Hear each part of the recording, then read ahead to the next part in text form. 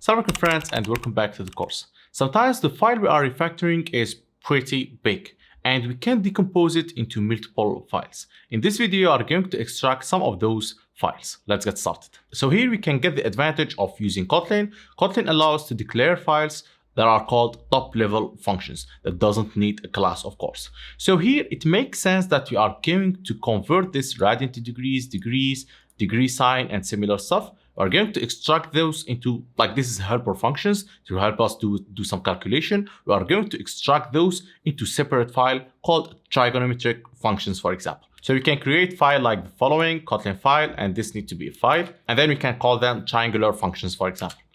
And here I'm going to copy all of those. I'm going to lean on the compiler, of course. So I'm going to copy this one until here and put it here, right? I'm going to have problems since all of those are private. I think there are another thing. This one, range reduce, is also a helper function. It will help us fix an angle. So if an angle is pretty big, I think, it will fix the angle and put it in kind of degrees. So we can also copy that and put it here. Then we will have a problem like this is leaning on the compiler in action, right? So we'll have a problem like fixed angle, degree sign, and similar stuff. So we can remove this private. This will help us fix the angle. We have degree sign. This one, I think all of the degree are not used here. It means they are used there. The only remaining stuff are those two.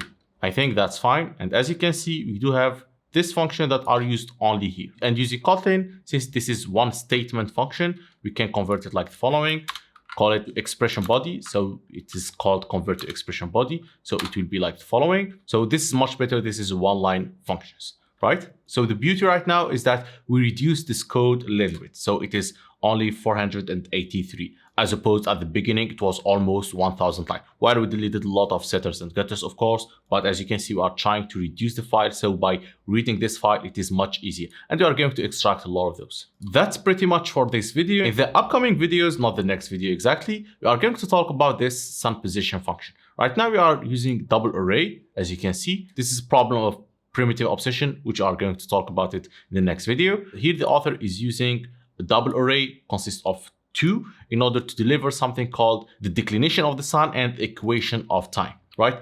Since the calculation is pretty much the same, right? He's using different variables. He decided to put them into one simple thing, right? And then there are a couple of functions that uses this sun position function, which is the equation of time and sun declination. We give it the Julian date, and then he knows that the equation of time is at position 1 and the declination is at position 0. So we are going to extract this function and make this code much readable. That's it for this video. In the next video, we are going to talk about primitive obsession. Thank you very much and see you in the next video.